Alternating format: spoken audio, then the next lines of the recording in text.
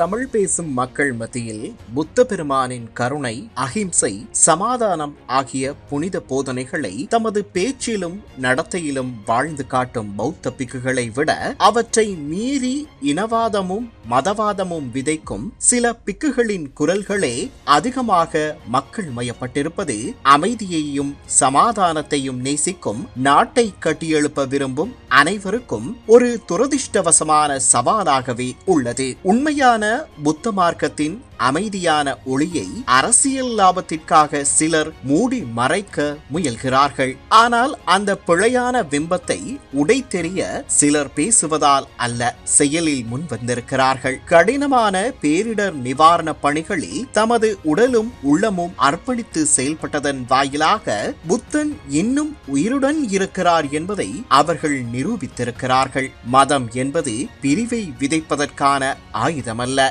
வேதனையை குறைக்கும் கருவி என்பதையே அவர்கள் நினைவூட்டுகின்றனர். பதுளை மாவட்டத்தில் உடைந்து போன கந்தகட்டிய பதுலு ஓயா குளத்தை புனர் நிர்மாணம் செய்யும் பணிகளில் மாத்தரை, ரத்னபுரி மற்றும் பதுளையை சேர்ந்த பிக்குகள் தோளில் மண் சுமந்து களத்தில் இறங்கிய காட்சிகள் பலரின் மனங்களில் உறைந்திருந்த சந்தேகங்களை உருக்கிவிட்டன. இவை வெறும் படங்கள் அல்ல, ஒரு சமூகத்துக்கு கொடுக்கப்படும் வலுவான நம்பிக்கை செய்தி. துறவரம் என்பது ஒதுங்கி நிற்பதல்ல, மனிதர்களின் துயரத்தின் மத்தியில் நின்று உதவுவதே அதன் உண்மையான அர்த்தம் என்பதை அந்த காட்சிகள் உணர்த்தின. கிடைக்கும் நிவாரணங்களில் இந்த அரசாங்கம் துளி அளவும் களவெடுக்காது, ஒரு சதமும் கூட மக்களுக்கே போய் சேரும் என சோபித்த தேரர் எந்த அரசியல் பாகுபாடும் இன்றி எடுத்து சொன்ன உண்மை மக்களிடையே பெரும் வரவேற்பை பெற்றது. ஊழல் மீது ஆழமாக வேரூன்றிய சந்தேகங்களால் சோர்ந்துள்ள ஒரு சமூகத்திற்கு இந்த வார்த்தைகள் நம்பிக்கையை மீண்டும் விதைத்தன. நேர்மையும் வெளிப்படைத்தன்மையும் அரசியலில் சாத்தியமே என்ற நம்பிக்கையை அது உறுதி செய்தது. அதே நேரத்தில் சமூக ஊடகங்களில் இன்னொரு பொய்யான பரப்புரையும் தீவிரமாக முன்னெடுக்கப்படுகிறது.